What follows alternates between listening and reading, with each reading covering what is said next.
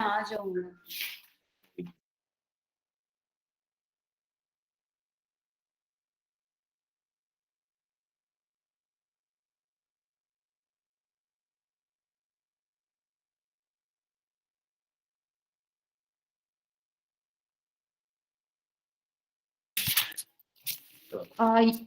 एक बार एमएल यादव जी से पूछ लीजिए।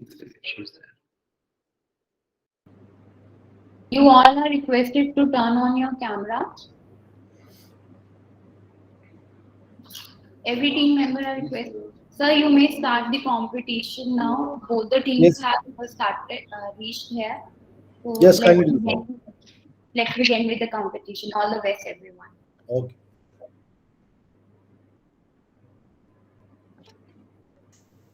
May I start? 561. They start the prosecution. We start Yes. from the prosecution side. From the Much team obliged. code of prosecution is 561. Yes, sir. Start. All right. Thank you. May it please the court, the counsel is appearing on the behalf of the prosecution in the case of State versus Samir and others. The counsel seeks permission of your lordship to state the statement of jurisdiction. Yes, kindly do that. Much obliged, Honorable Court. The court has jurisdiction under Section 22 of the NIA Act 2008. The counsel will now seek permission of your lordship to present the statement of facts. Yes, kindly start. Much obliged. Based on the secret information which was given by an informant, the officers of the special cell of the Delhi Police Lodhi Road raided a general coach of Farakka Express on its arrival on the old Delhi railway station on 25th February 2015 at 10:55 hours, during which two accused, namely Samir and Monu, which are accused 1 and 2, were apprehended with in possession of bags, each holding high quality fake Indian currency notes of face value of rupees 5 lakh rupees each. Upon further investigation carried out by the Special Police Cell and the NIA, which is the National Investigation Authority, they uncovered the accused that were working in consonance with the terrorist group Lashkar-e-Taiba. They were coming in from Malda, which is in West Bengal, and had procured the FICNs from accused number 3, which is Kalu Mama. And they were to be given to Peter, which is accused number 4 in the present case, to carry out, Honorable Court, a bomb blast at the military convoy in Pulwama with their co-conspirators Peter, accused number 4, who committed suicide to skirt interrogation, and Sohail, accused number 5, who is still absconding. The accused number 1, 2, and 3 were thereby charged under the relevant sections of the Penal Code and the Unlawful Activities Prevention Act 1967. The counsel will now seek permission of your lordship to present the statement of issues. Yes, kindly do that. Much obliged, Honorable Court. The issues up for contention before your lordship are as follows. The first issue is whether the intentions and acts of the accused in this matter successfully warrant the penal charges which have been framed against them. Secondly, Honorable Court, it is whether the accused were engaged in a terrorist activity, thereby bringing them under the ambit of the Unlawful Activities Prevention Act 1967. It is submitted before the Honorable Court that the counsel would be taking issue number 1 and the rebuttal, and my co-counsel would be dealing with the second issue. The counsel would now seek permission of the Honorable Court to present the arguments advanced. Yes, start kindly. Much obliged, Honorable Court. The accused in the present case has conspired to wreck the sovereignty of India and topple the monetary stability by plotting baleful schemes to bomb the army convoy that would strike fear within the minds of the populace. In furtherance of the same, they have not only gone on to print but to effectively possess and transport fake currency and have brainwashed the youth of the nation. The argument presented before the Honorable Court is twofold.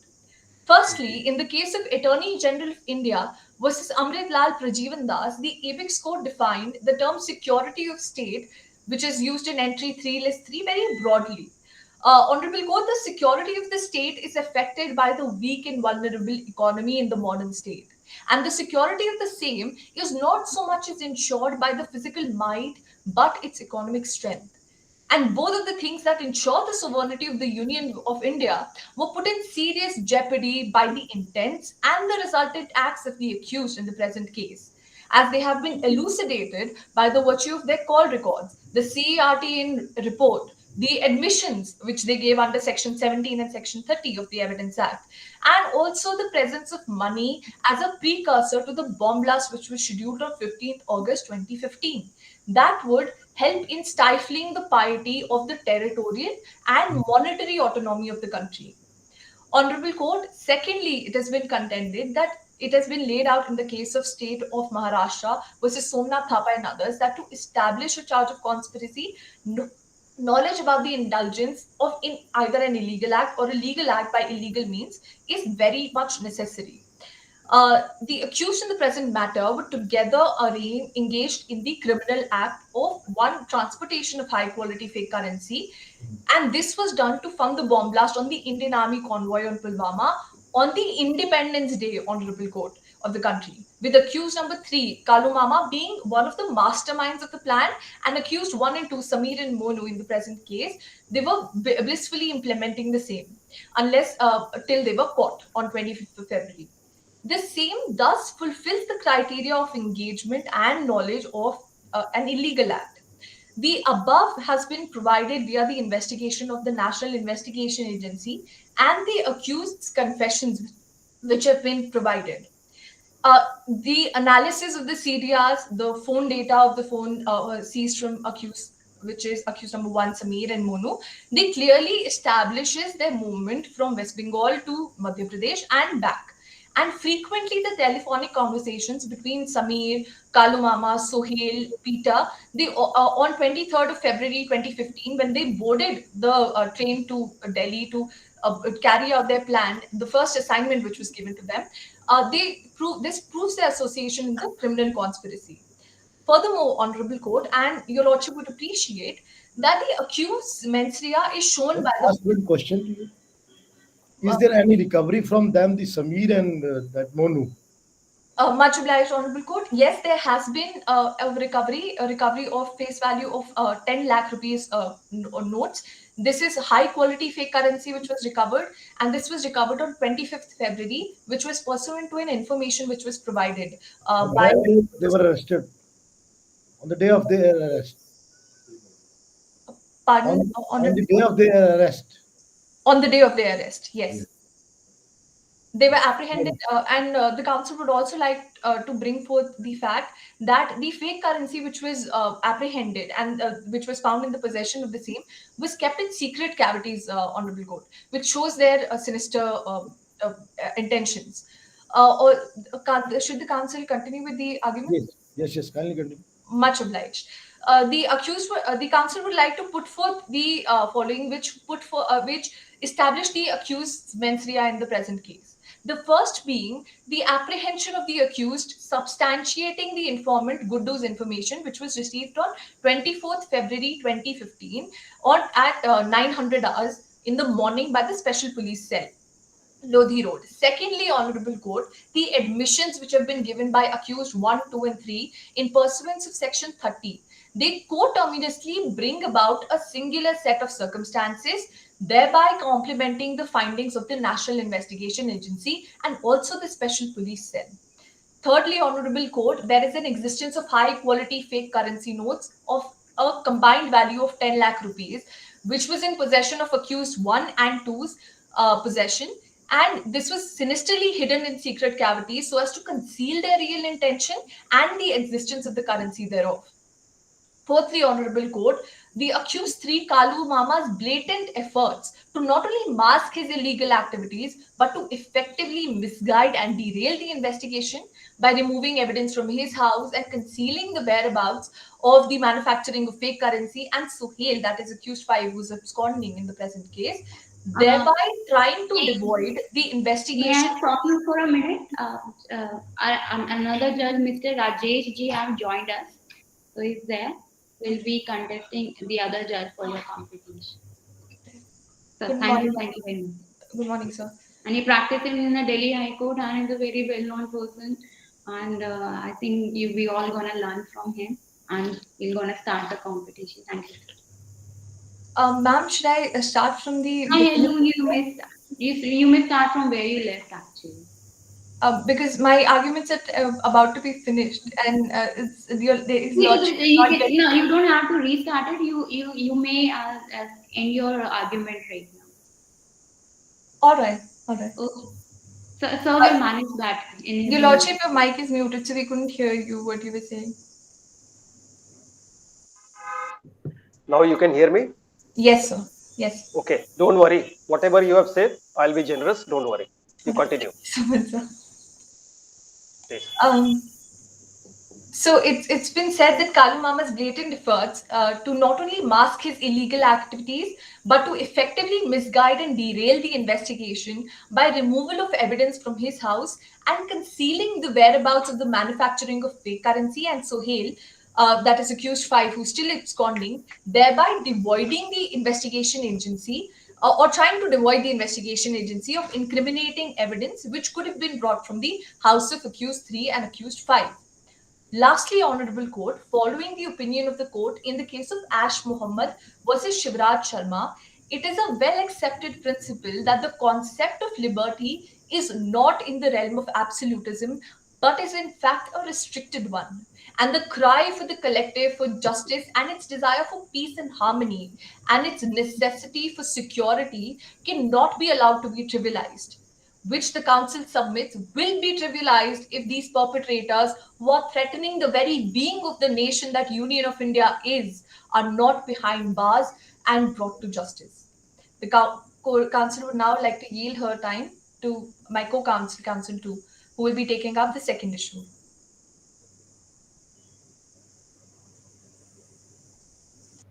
The Council seeks permission of your Lordships to proceed with the second issue, which is whether the actions and intentions of the accused in this matter successfully warrant an ongoing trial for which they were charged under UAPA. Yes, kindly do that. Please go ahead. Much obliged, Your Honor. The purpose of terrorism lies not in the violent act itself, it is in producing terror. It sets out to inflame, to divide, to produce consequences which are then used to further justify terror. The Honorable Delhi High Court said in the Northeast Delhi Rights case that the intent and the purpose of the Parliament in enacting UAPA and in amending it in 2004 and subsequently in 2008 is to bring terrorist activities within its scope. The intent and the purpose was and could only have been to deal with the matters of profound impact on the defense of India. In the present case, the question of concocted by my learned friend as insinuated via his written submissions for the accused, though are attractive at first blush, deserve to be dismissed as the very agreement, concert, or leak is the ingredient of the offense. It is not necessary that all the conspirators must know each and every detail of the conspiracy, as long as they are the co-participators in the main object, Your Lordships. This was affirmed by the Honorable Supreme Court in the case of Yashpal Mittal versus State of Punjab. The Instantaneous Charge Act, as under Section 15, subsection 1, clause A, subclause 3A, is subject to Rule 5. That is, considerations that may constitute damage to the monetary stability of India, read conjointly with Rule 6 that lays down procedure on the applicability of Section 15 of the Act, that is UAPA, with Section 16 of the Investigation of High Quality Counterfeit Indian Currency Offences Rules 2013. To this purpose, submissions shall be twofold, in line with the essential tenets, namely, satisfied conditionalities of Rule 5 and 6, furthering the authenticity of the terror charges so levied, concomitantly with the doctrine of confirmation by subsequent events. The Council hereby professes that Rule 5 is observance of the prescribed considerations, since circulated or trafficked denominations must match those in circulation by RBI at that point of time, which currently is fulfilled as the accused were caught in possession of 250 notes of high quality fake Indian currencies in denomination of rupees 2000, having total face value equivalent to rupees 5 lakh each, Your Lordships. Then it is submitted that to attest indemnity under this head, the law further mandates an investigating officer to forthwith send the seized currency thereof to the notified authority for their forensic examination, which in the instant case, with seizure of the high quality fake Indian currencies, the special cell, Delhi police, synchronously solicited CBI's and CFSL's report on this aspect. On that account, your lordship's attention is requested to 17.09 paragraph of Exhibit 2, whereof the met condition is substantiated.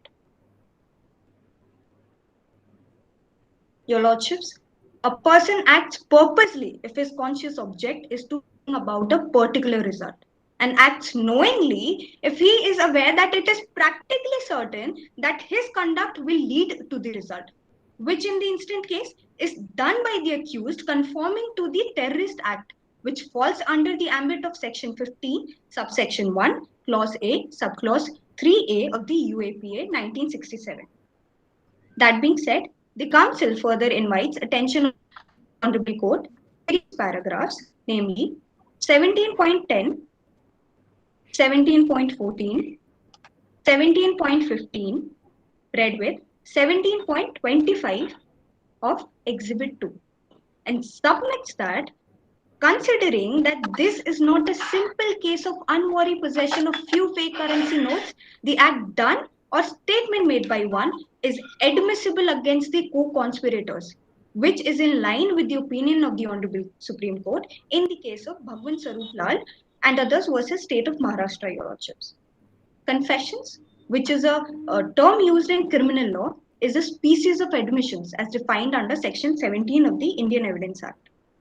Your lordships, confessions are considered highly reliable because no rational person would make admission against his interest unless he is prompted by his guilty self to tell the truth, said the judge in the case of 1996 Lajpat Nagar bomb blast case, whereof an accused named Javed Ahmed Khan's confession led to the cracking of the case.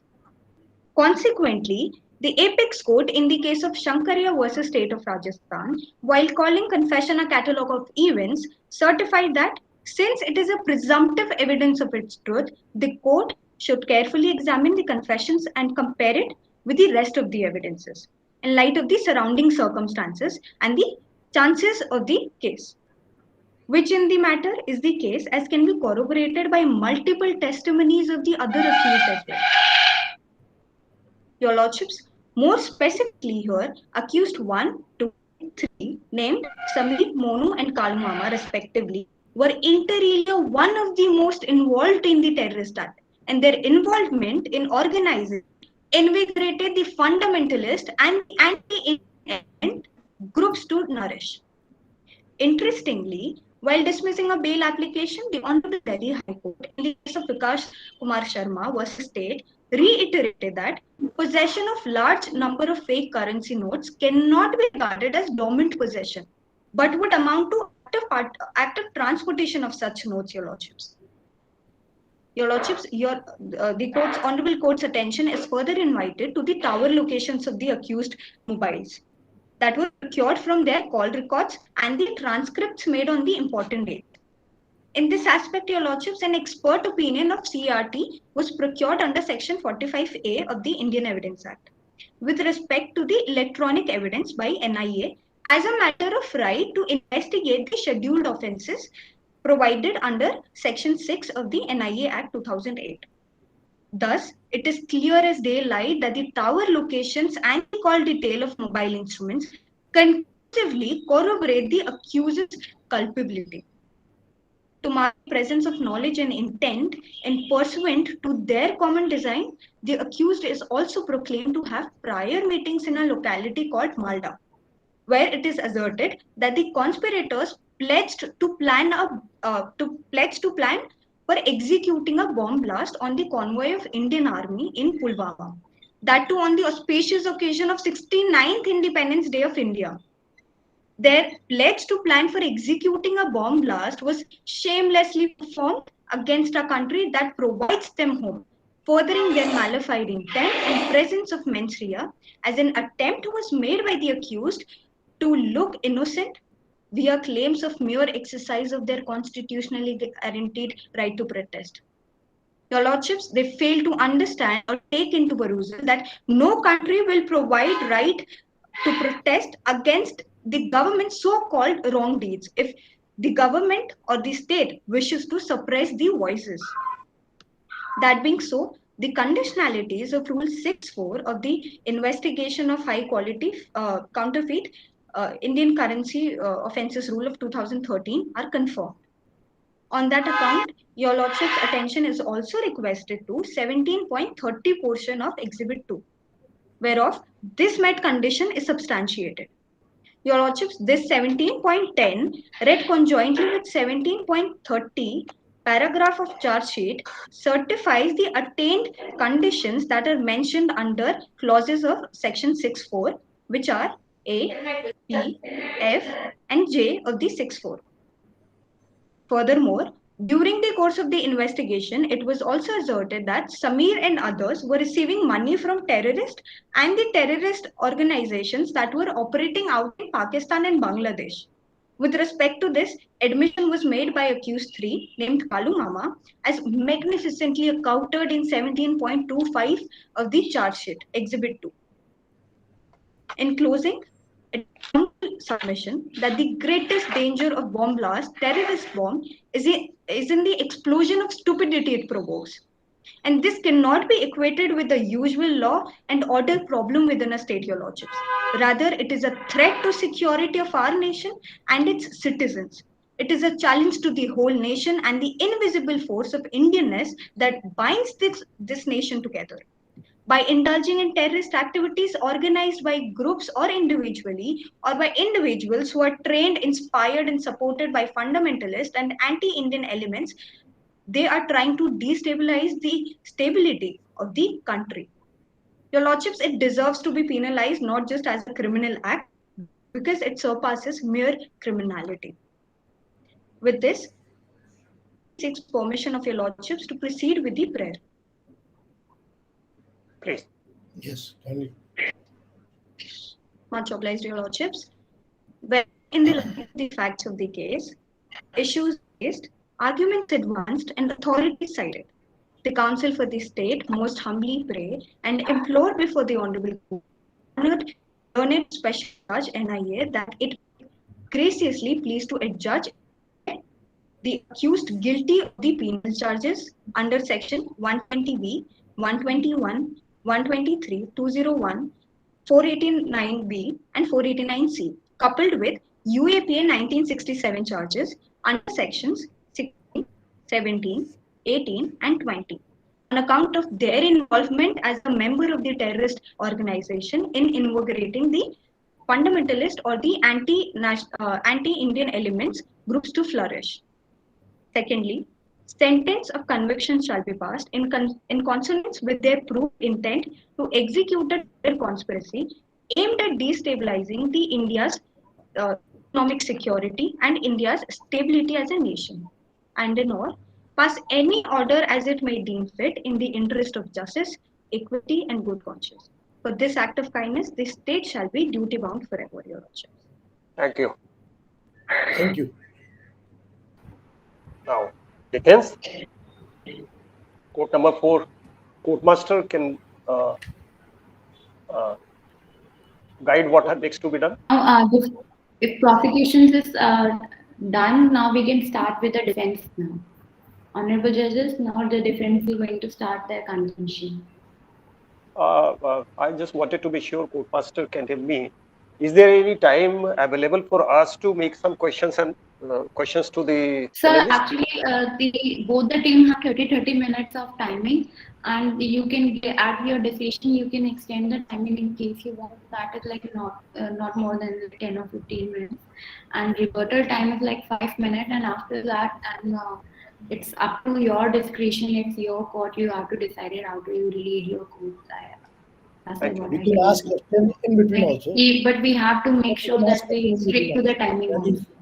When they are Thank you. arguing, you can stop and ask questions. Sure. Thank you very much. But I would request the participants to be concise, focused, and to the point. And if you can make your point in less than the time given, it would be you may score better points.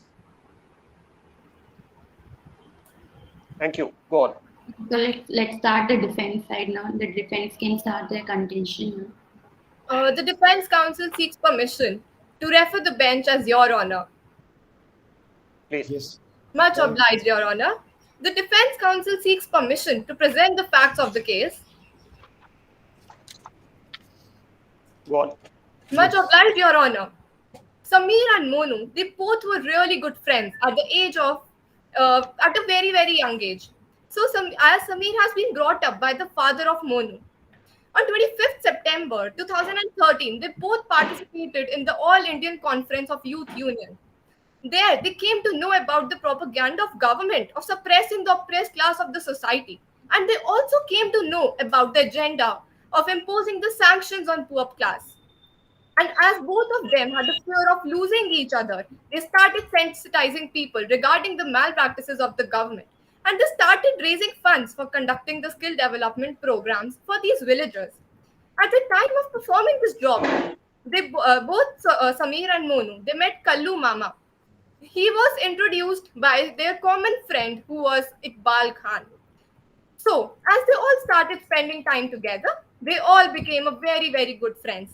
And on the basis of this trust and relationship, when Kallu Mama asked Samir and Monu to carry a bag and hand it over to Peter, they both agreed to do the same without knowing the fact that they were allegedly carrying fake Indian currency notes. On 25th February, when the Delhi police raided the Faraka Express, they both found them with FICNs and arrested them on the presumption that they carried them for conducting the bomb blast on Indian Army convoy on 15th August. After seizing these notes, these were sent to the CFSLs for their expert opinion.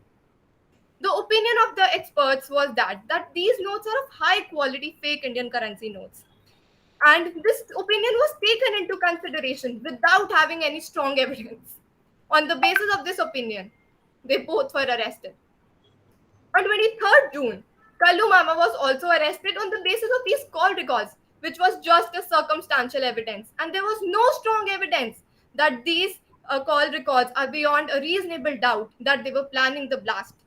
Also, it was revealed in the statement of Kallu Mama that the main suspect was Sohail, and he was the one who said, "Dulhan ko sajane ka waqt aa gaya hai." Therefore, the case comes under the jurisdiction of Section 13, Clause 1 of the National Investigation Act 2008.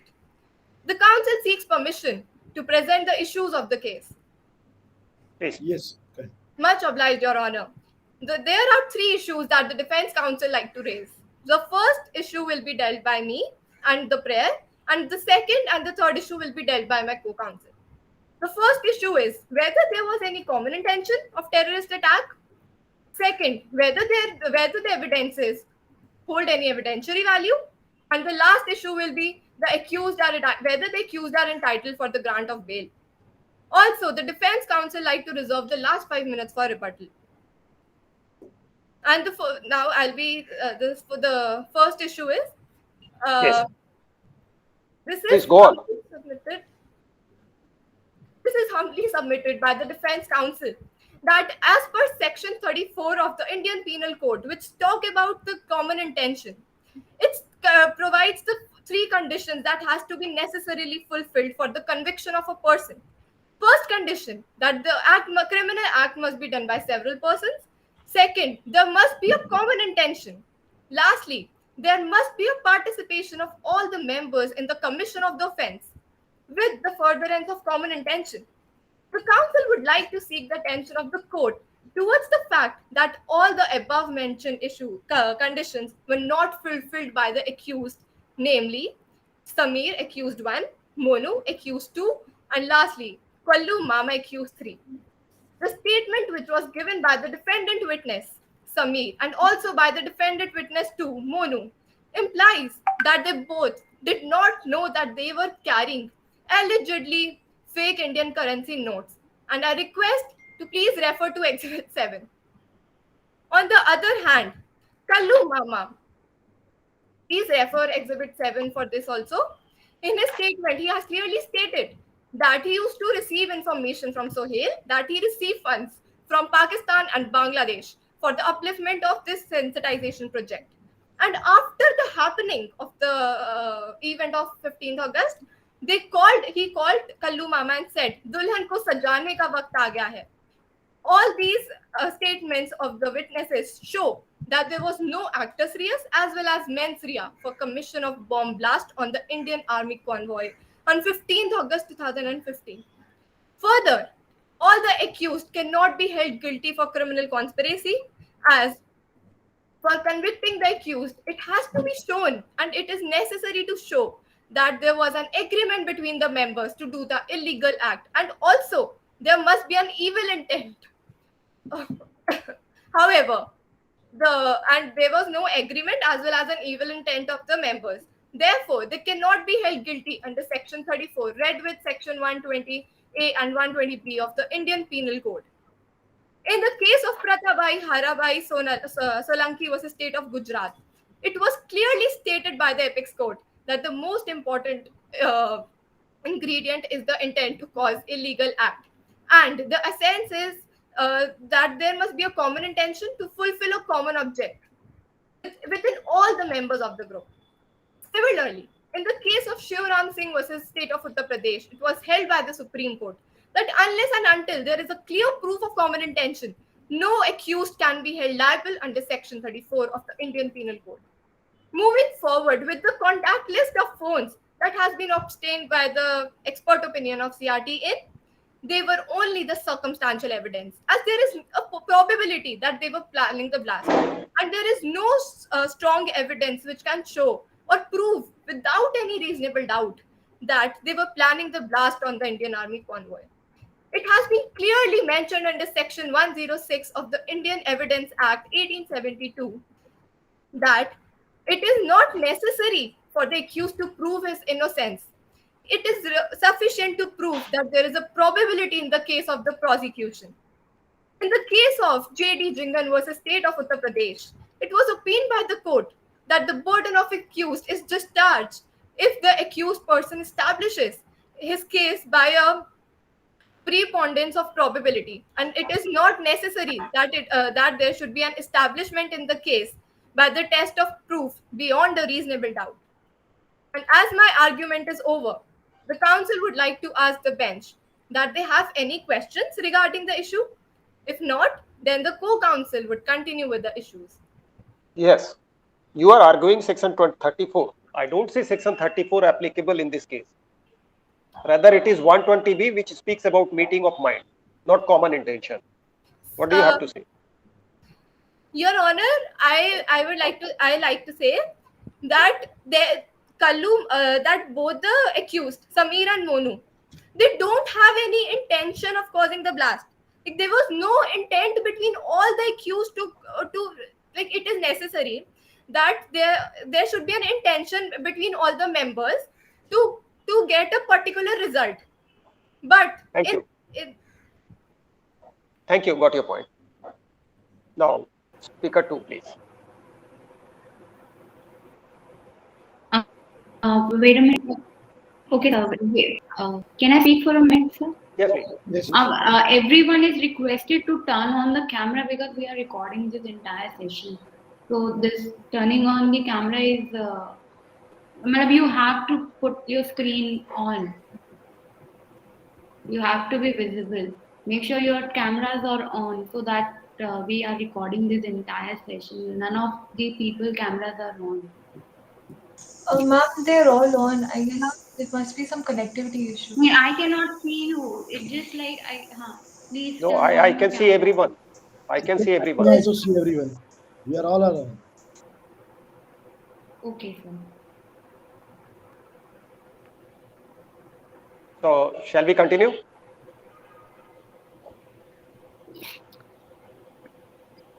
Yes, defense speaker number 2. Please go on. Your Honor, highly obliged to be present at this court. I seek permission to proceed with the issue 2. Yes, but I can't see your code. Your team code is not visible on the screen. Your name is there. I think, is it permissible? Your Honor, I apologize for this, but I'm having some technical inability to do Okay. that. Team Okay, go on. 5 to 1 is there. Yes, is 5-1. The defense counsel would like to argue firstly on the issue two, that is whether the evidences presented by the prosecution hold any evidentiary value or not. The defense counsel would like to would very humbly submit that the regarding the admissibility of the expert opinion. I would like to produce the section 51 of the Indian Evidence Act, which states the grounds of opinion when relevant.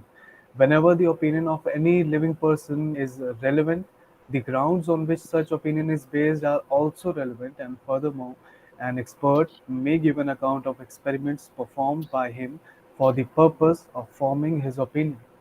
The facts of the current case clearly mention that, and I quote, the seized FICN was sent to the SSCFSL CBI at New Delhi for expert examination, and a preliminary report of CFSL dated 16th April 2015 opined that the seized FICN is of high quality.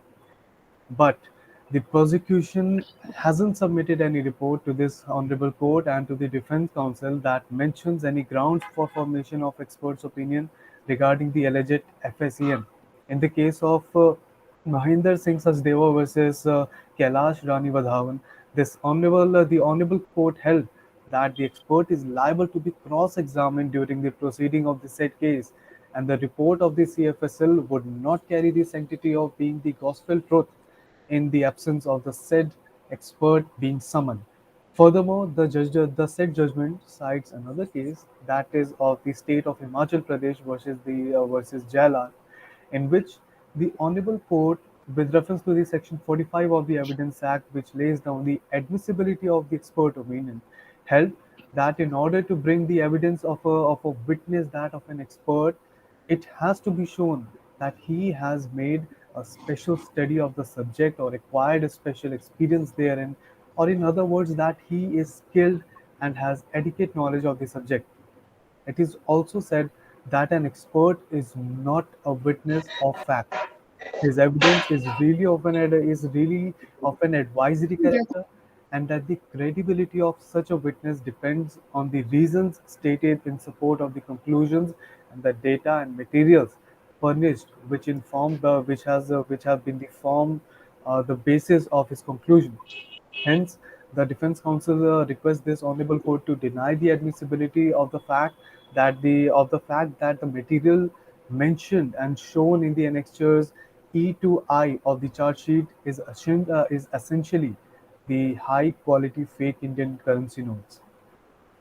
Secondly, the defense counsel would like to argue and humbly submit that Iqbal Singh's statement is not relevant to the facts of the current case. Iqbal Khan's statement is a mere story and not relevant to the facts of the current case. Anything mentioned in his statement, from the first word to the very last word, does not qualify any criteria given under any section of the Chapter 2 of the Indian Evidence Act. The Section 5 of the Indian Evidence Act that mentions that evidence may be given of any facts in issue and relevant facts, and that the evidence may be given in any suit or proceeding of the existence or non-existence of every fact in issue, and of such other facts which are declared to be relevant, and of no others. Your Honor, the defense counsel would like you to notice the last couple of words in the said section, which are "and of no others." The statement of the second prosecution witness doesn't prove or attest to the existence or non-existence of any fact in issue, of any such other fact which are declared to be relevant by this honorable court. Also, I'd like to mention that the section 118 of the Act talks about the reliability of the witness. Honorable Odisha High Court, in their judgment of Narai Singh Chalan versus State, said that the relation, said, and I quote actually, that relation or a friend normally would not falsely implicate a person, thereby shielding the actual culprit. The prosecution witness too, in the beginning of his statement, very well established the fact that he has been friending with Samir and Monu since they came to Delhi, and he met Sohail in one of the general meetings of the Social Impact Initiative. And from there onwards, they became friends. Furthermore, he goes on to say that Sameer was looking for some passionate volunteers who could help him in raising funds and sensitizing people against the malpractices of the government towards the oppressed group in the society. So he introduced Kalu Mama to him. Prosecution witness two's relationship with the accused would have been enough to prove him irrelevant in the current proceeding, but coupled with the Section 5 of Indian Evidence Act, it definitely makes his statement irrelevant to the as the defense counsel believes so to the current proceeding in the eyes of law and this honorable court. Admission of prosecution witnesses or witness two's statement can sway this case away in a very different direction, hence creating an obstruction in attaining criminal justice to the for the defense counsel. This honorable court, the defense counsel requests this honorable court to bar the prosecution witness two from this proceeding and declare his statement as inadmissible. Furthermore, the defense counsel would like to argue the admissions or confessions made by the accused under police custody during investigation shall be denied admission. The defense counsel most humbly submits that the Section 25 of the Indian Evidence Act states that no confession made to a police officer shall be proved as against a person accused of any offence. And Section 26 of the Act states that no confession made by any person while he is in the custody of a police officer, unless it be made in the immediate presence of a magistrate, shall be proved against him or against any such person. And also, a plain reading of Section 27 of the Act also provides us that when a fact is deposed to as discovered in consequence of the information received from a person accused of any offence in the custody of police officer, so much of such information, whether it amounts to a confession or not, it relates distinctly to the fact thereby discovered, may be proved. On this account, the defense would like to take this honorable court's valuable attention towards two major alleged facts that the prosecution as well as the NIA have based their case upon. Firstly, that the accused number 5, Sohail, has left the country on 20th June 2015, and secondly, that the accused number 5 is connected to Lashkar-e-Toiba and LET. And NIA as well as prosecution have assumed that leaving the country to Bangladesh proves that the accused has connections with the terrorist organizations such as LET. This honorable court may notice that neither the prosecution nor the NIA has been successful in providing any corroborating evidence to prove that the earlier mentioned alleged facts indeed, and this fact is solely based on admissions allegedly done by a accused 1 and accused 2 during the investigation to a police officer. And I would like to quote from the paragraph 17.14 of the charge sheet, where the accused 1 allegedly admitted that Sohail, which is the accused 5, was also in touch with the people with the Lashkar-e-Toiba senior people from Pakistan, and also in paragraph 17.5 of the charge sheet, the second accused mentioned and allegedly admitted the following: that he further informed that Kalu Mama had received instructions from Pakistan and Bangladesh while with the blast code दुल्हन को सजाने का वक्त आ गया है. Blast as soon as FICN currency reaches Pulwama to Sohail, who is the A5. As made clear by the Honorable Supreme Court in the case of Muhammad Inayatullah versus the state of Maharashtra for the application of Section 27, the statement must be split into its components and to separate the admissible portions. Only those components of the portions which are immediate cause of discovery would be the legal evidence, and not the rest which should be excised or rejected.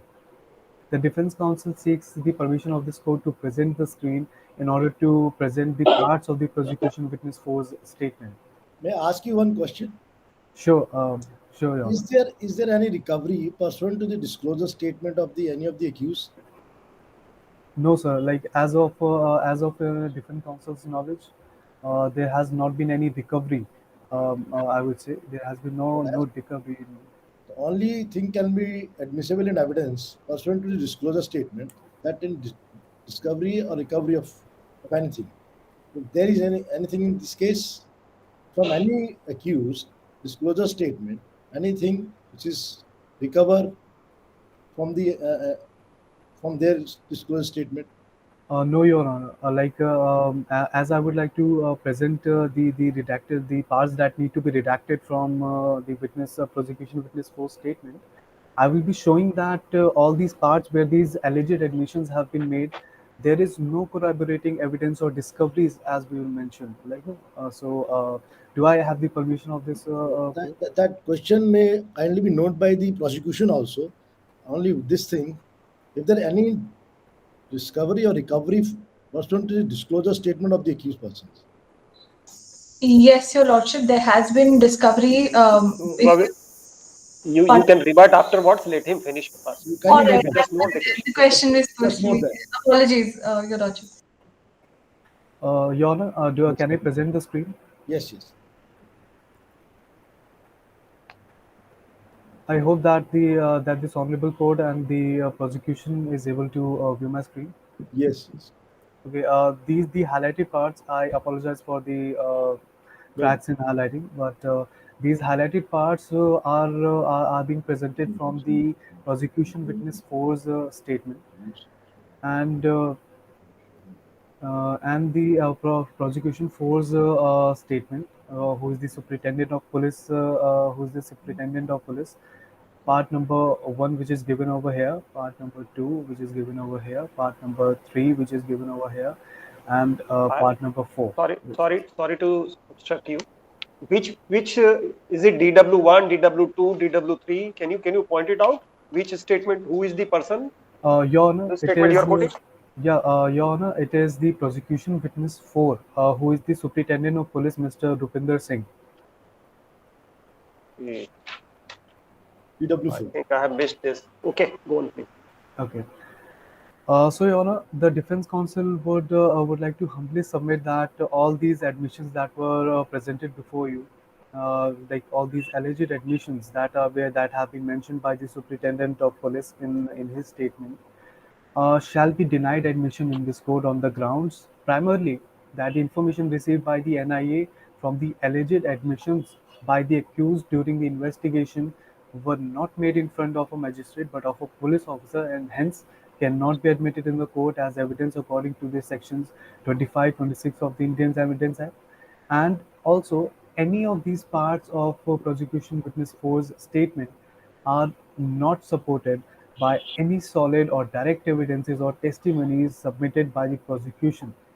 And also that the information attained by the NIA via these alleged confessions or admissions did not result in any discovery of any new fact or of the current case, which again violates the crucial ingredient of section 27 of the Indian Evidence Act. If this honorable court has no questions regarding this issue, the defense counsel seeks permission to proceed with the third issue of the case. Yes. Please go on. The defense counsel humbly submits to this honorable court that as per the previous two issues discussed, it has been established very well by the defense counsel that the charges of Unlawful Activities Prevention Act against the accused are falsely charged. The gravity of the whole offense of all the accused has gone down by many folds. It is also noted that Samir and Monu have been in custody for more than 90 days, Your Honor. According to the provision of Criminal Procedure 1973, they are supposed to get a bail by 90 days. It is also not proper for the court to extend the period of judicial custody without insisting on the production of the accused themselves. With reference to the provisions section 57 and 167 of the Criminal Code, we humbly submit that the right or entitlement conferred on the accused to be released on bail after 90 days or 60 days, as may be the case, must be considered to be an absolute right, while the accused in this case which the accused in this case have been clearly denied. In the case of Bikramjit Singh versus the state of Punjab, the three-judge bench held that the right to default bail is not mere statutory right under this provision, under the first provision of Section 167, subclause 2 of the Criminal Procedure Code, but it is part of the procedure established by law under Article 21 of the Indian Constitution. Hence, the right to default bail is a fundamental right granted to an accused person to be released on bail once the condition of the first provision of Section 167, subclause 2 are fulfilled. Usually, the court expects police officers or investigating officers to file the charge sheet within 60 or 90 days, which might be the case of arrest of the accused person. If the police officers or the investigating officers fail to file the charge sheet within the expected time period, the accused person has the right to get the default bail as part of his fundamental rights. The prosecution mentions that their actions harm But the I think sovereignty. one question to you. But in this Yes, Your case, I Honor. think they have filed the charge sheet, already filed the charge sheet. Yes. Then this argument is not. Sir, like 167 the only applies when the charge sheet is not filed in time. In this case, this is a NIA Act. It will be 90 days. If they have filed already charge sheets, then there is no need to argue this. so, The argument is not. Your Honor, I would like to mention that we are just mentioning that these are the provisions while the accused But have this been provision, this can be argued when the charge sheet is not filed. all right, Your Honor. Okay, kindly So, note down this. In the future, it will be helpful. all right, Your Okay. Honor. The court may Kindly proceed. please rewrite the previous argument, and the court may also note that the accused have been under the custody for around 177 days, which is way more than 90 days. That shows. And Oh, that's okay. Okay. Proceed. You proceed. I'm sorry, Your Honor. Sorry, sir. The prosecution mentions that the actions of the accused have harmed the sovereignty of the state. I really humbly point out that to this honorable court, which acts, the ones for which no solid evidence has been found after thorough investigation by the dedicated police officials. At this point, it will not be too much to mention, Your Honor, that once again the accused has become the victim of the delays of criminal justice system, where there are no solid evidences against them, and still they have been kept under police custody. Defense counsel requests this court to provide these victims of justice the justice that they seek. If this honorable court has no questions regarding this issue, the defense counsel seeks permission to proceed with the prayer. One last question to you. Is there any the accused persons earlier also involved in this case? Any case of the prosecution is there? They were earlier involved in the such type of cases or not? There's nothing on record. I'm sorry, Your Honor, I'm not able to. I don't think there is anything on record. Yes, with that that. is that's Yes. Shivam, Yes. continue. Okay, Your Honor, we seek permission to proceed with the prayer. yes. Yes, please. Go on. I would like Muta 1 to proceed with the prayer. The council seeks permission to present the prayer. Yes, rebuttal. I would like to be No, very prayers. specific on those two things. Please go on, sir. Yes.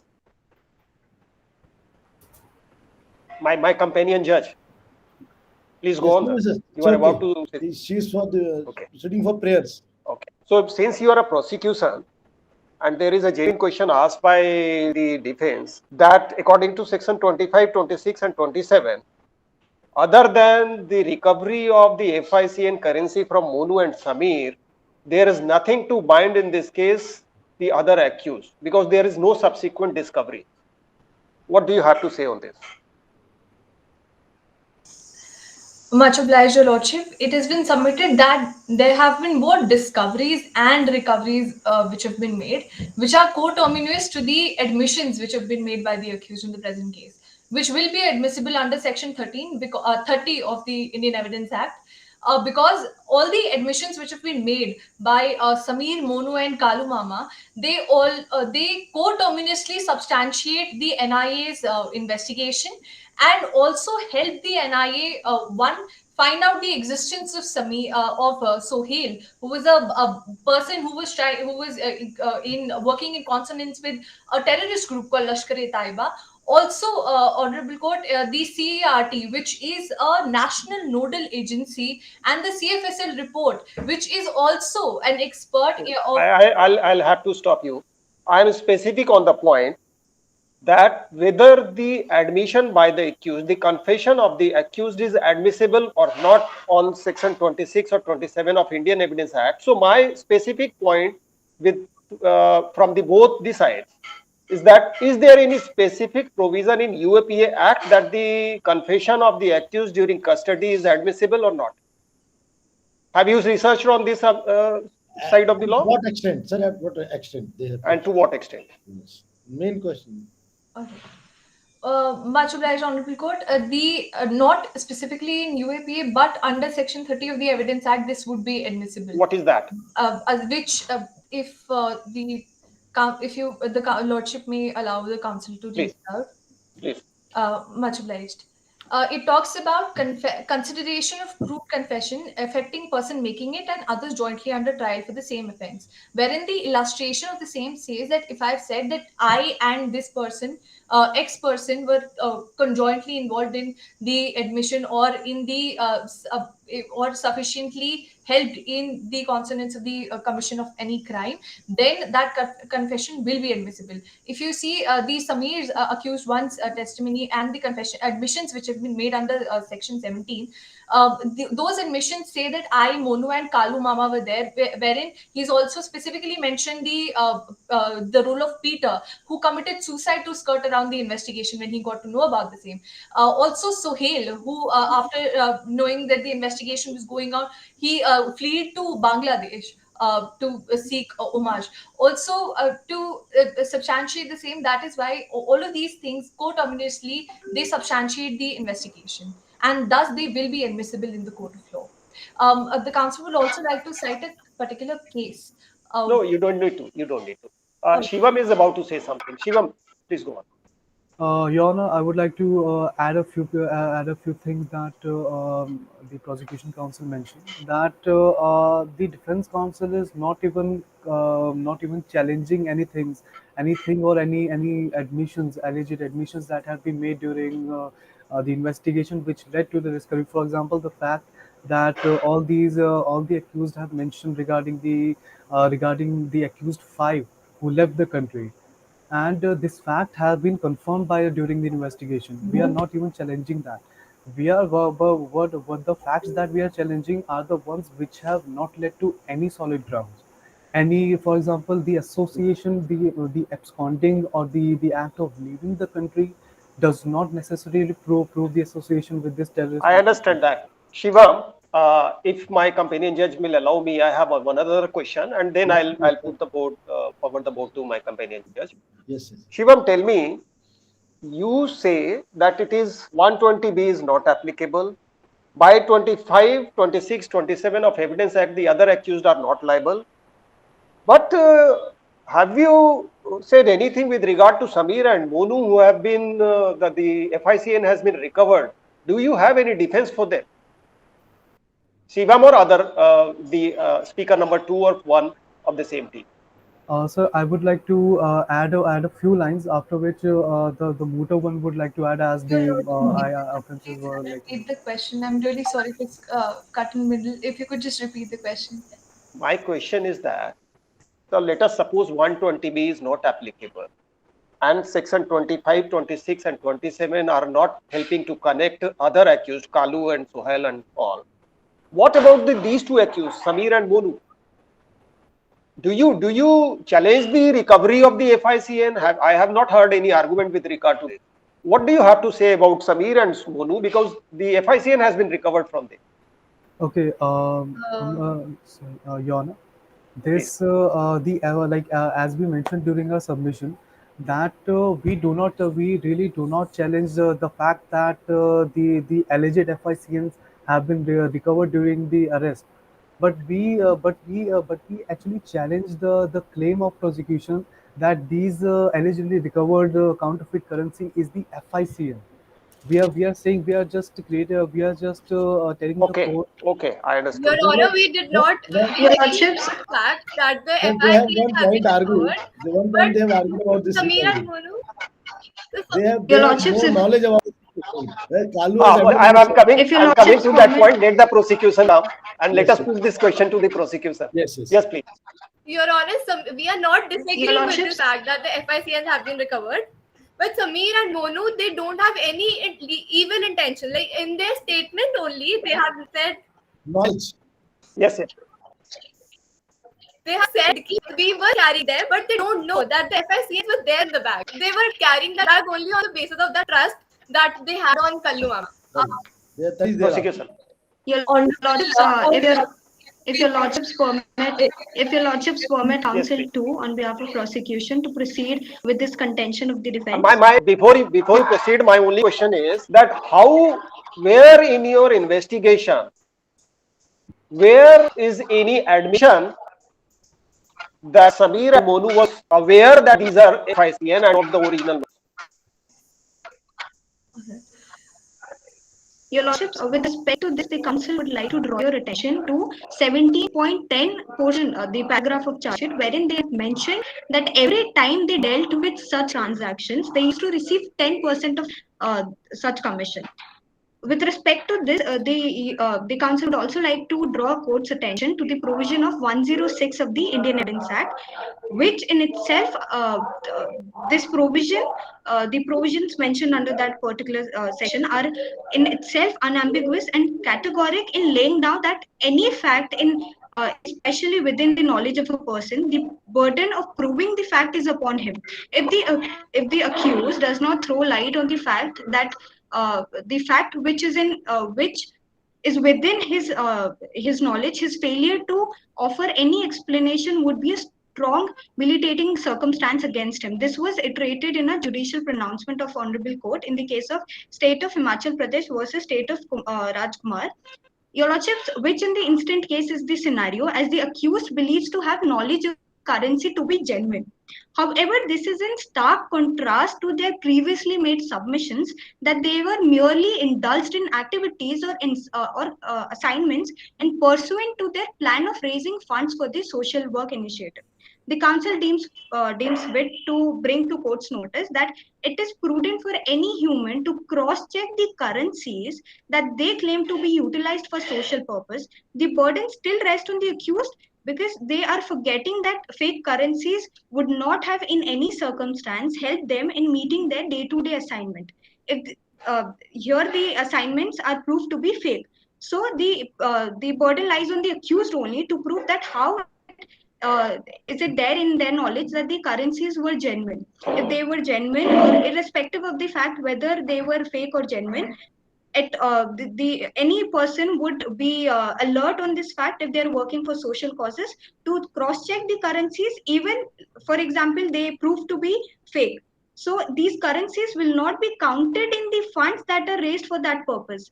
So this establishes their intent that they were engaged in the dealing with such transactions. However, they have confessed. The intention can be made out by the fact that they keep the fake currency notes in secret cavities of the bag, so as to conceal their intentions and to not get caught as well.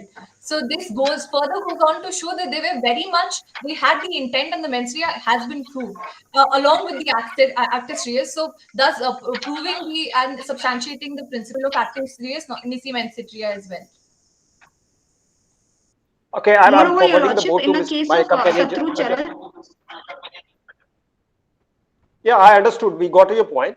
Let us be very specific. Let me forward the board to my companion judge. He may ask any question. So I have no question. I got it.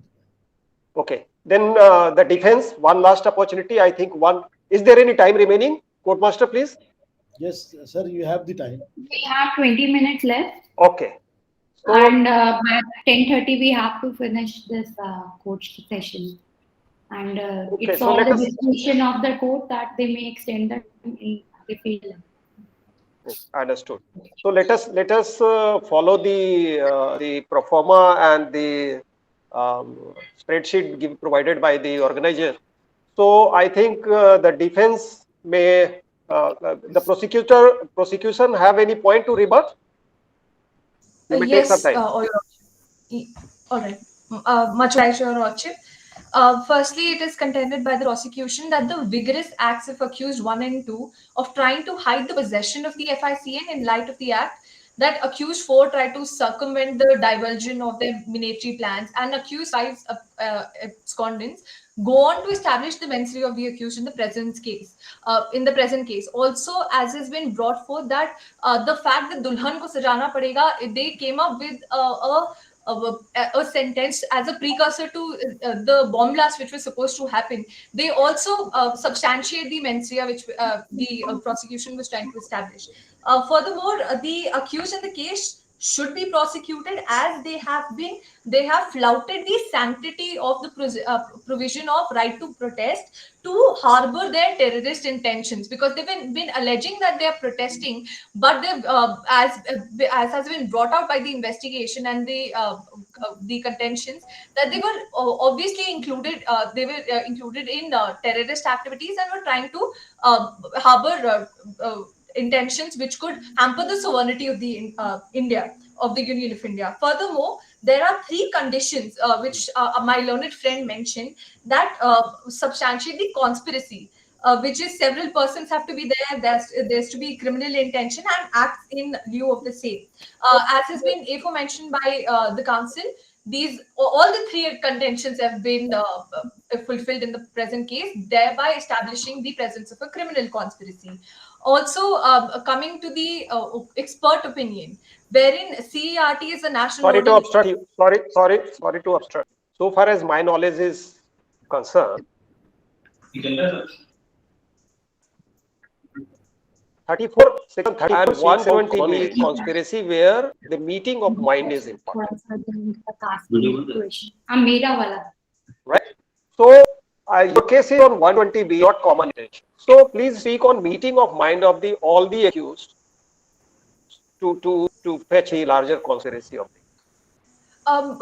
Much obliged, Honorable Court. To establish a conspiracy, the council has talked about the knowledge, which my learned friend had also mentioned, which also has been provided. Also, in the case of United States Shipping Board versus SHIP, the 1931 case, which my learned friend had also mentioned, wherein they talked about the opinions of experts becoming relevant only when the court has to form an opinion upon a point of foreign law or science or art.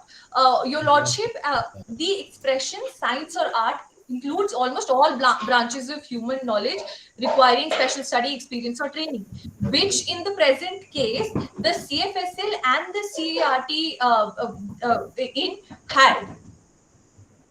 Okay. That's all? Yes, Your Lordship. Okay. Sir, we cannot hear you. Summarize point was very quickly. Sir, now you hear me? Yes, we can hear you. So let us start with the defense first. You summarize your point and explain. Okay. Prosecution first. In 1 minute, summarize your point. Much obliged, Your Lordship. Firstly, the council contends that 1, there was a criminal conspiracy which was had to further their intentions of the accused in the present case. Your Lordship.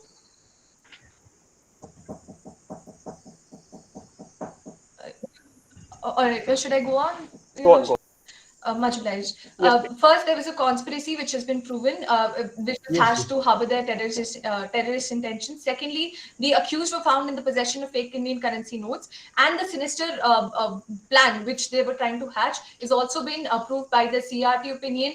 The call records which show that they were traveling from one place to another, and they were on constant contact with each other on 23rd when they boarded the train, Farakka Express, between Sohail, Mr. Peter, accused 4, 5, 3, 2, and 1, which shows that there was a consensus at IDIM. That means a meeting of minds in the present case. Also, the CRT opinions are the CFSL report constitute expert opinion, which are admissible in the court of law under the case which the prosecution is mentioned, and my learned friend is too, thus sufficing the conditions of the same. Furthermore, if the prosecution submits, if the accused are not put behind bars, then it would set a bad example, which says that one can flout the. I'm only on the legal points, not on the bar. That would be subject to final judgment. Much obliged, Honorable Court, because they flouted the sanctity of the provision of right to protest. Thus, the council condemns all of the same. Okay. Now, defense, please. Yes. Defense, go on. Firstly, Summarize your- the defense has already proven that there was no common intention and they were not involved in any criminal conspiracy, and therefore they cannot be held liable under section 120A and 120B read with section 34 of the Indian Penal Code. One question And to you. One question. The prosecution case is not for common intention. They are saying conspiracy. yes, Your Their Honor, case I is was not saying for- that for the criminal conspiracy, it is necessary that there must be agreement between the parties. No. Or the Yes. agreement, and so for that agreement there must be a common intention to achieve a particular object or a particular thing. So if there is no common intention for that agreement, so that person cannot be held liable under section Even the 120B case of is the not, you have the common, even prosecution is case is not that, you having the common intention. Why you are going on common intention? They only say you have a common conspiracy to commit this offense. There is a difference between common intention and the conspiracy. Common intention and common, there's a lot of difference. So if their case is not there, you are having common, why you are going on common intention? You just come on the conspiracy part only. You will weaken your case. So your defense, yes. Yes, correct. Your defense should be that there was no prior meeting of mind. Yes. And the next is It's okay. that the defense counsel denies the admissibility of the expert opinion on the basis of section 25, 26, and 27 of the Indian Evidence Act. And the defense counsel also submits that all the accused have been wrongly booked under the section of Unlawful Prevention Act, as they were in the custody for over 90 days in the pretext of the investigation, and therefore they are bound to get the bail under section 167 clause 2 of the CRPC. And also the evidences which are presented by the prosecution, they all are circumstantial evidences. There is no strong evidence and to prove the same about the call logs that they have any criminal Understood. conspiracy. There is The no speaker chain of number 2, do you have? Yes, Your Honor. Let my companion judge put a question, please.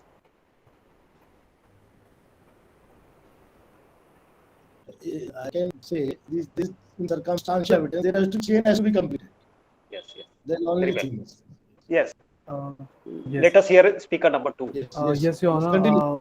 Highly obliged for giving for receiving the speaking time.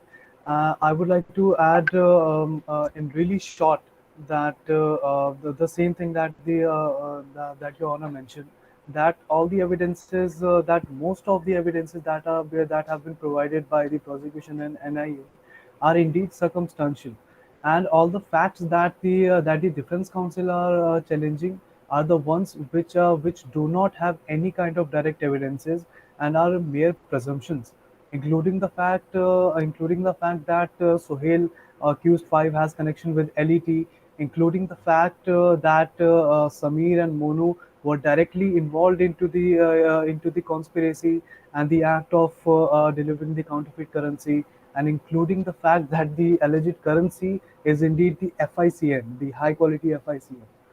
So we would like to see. You are challenging that? Sorry, sir. You are challenging that the accused Samir and Monu had no knowledge about it being an FICN currency. Yes, yes, Your Honor. We Then- are indeed challenging Then that. why did they hid in the secret cavity of their briefcase, the luggage? Your Honor, I would like to point out the fact that they have mentioned that they were just working on the instructions of the accused Kalumam. So this necessarily does not attest to the fact that they knew what was in the bag that they were delivering. Their mere task was to deliver the thing, and they need not have the information. So you are admitting that they were about to deliver this thing to the Peter or something? Are you admitting? Sir, Your Honor, I would not like to expressly admit to this fact, but I would not like to deny the possibility. So you that, said he was following the instructions of Kalu Mama to deliver this thing. So you are But, admitting sir, that you are about to deliver, because that will complete the chain. Sir, Your Honor, that they were traveling with those. Be careful, my dear that friend. bag of currency. You should not make any statement like this. It's a kind of admission. I apologize, Your Honor. Your best defense is, listen guys. Your best defense is that I was not aware that these currencies are being FICA. So far as, because I have concluded this. Anyone has to say anything now? So as a friendly gesture, because if I were you, serious guys, I would have said that I was not aware that this is FICA. And this was purely for my use. I gave a loan to Kalu Mama and he returned me in this currency. Everybody can hit this in the cavity because they are in a journey in a class 3 in a Farakka Express. लोग कहाँ कहाँ छुपा लेते हैं पैसे, 1000-2000 को छुपाते हैं तो 5 लाख है. So it's a natural course. आप जितना प्रैक्टिकल हुई है, बहुत ज्यादा थियोरेटिकल होने की जरूरत है. So Portmaster has to say anything, or we should wrap it up? No, sir, it's court discretion. If court likes to wrap it out this session, so we can do that. I don't have any objection. entirely on the- Let me ask my companion judge. Sure, sir.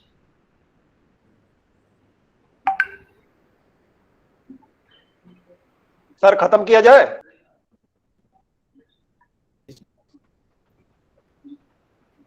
So let us wrap it up then. I think. Yeah, he's there.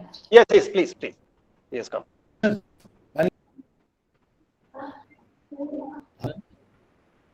Sir खत्म किया जाए या कुछ सवाल है? Yes, sir. Kindly. Yes. I'm audible. Yes, you are audible, sir. Now it's over, sir. No, I think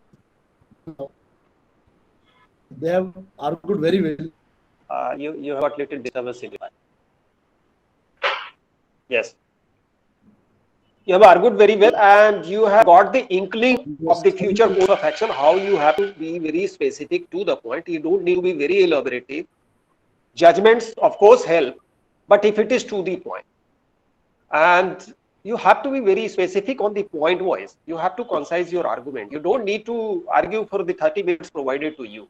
If you are saving time, that would be help everybody. And you may even score more. So, thank you very much. Thank you, Lord. Let us close this. Yes. Thank you, Lordship. Thank you. Judges, you are requested to send the mark sheet on the desired email, which has been provided to you, and make sure that it's in a PDF format and it's signed too. Okay, thank you.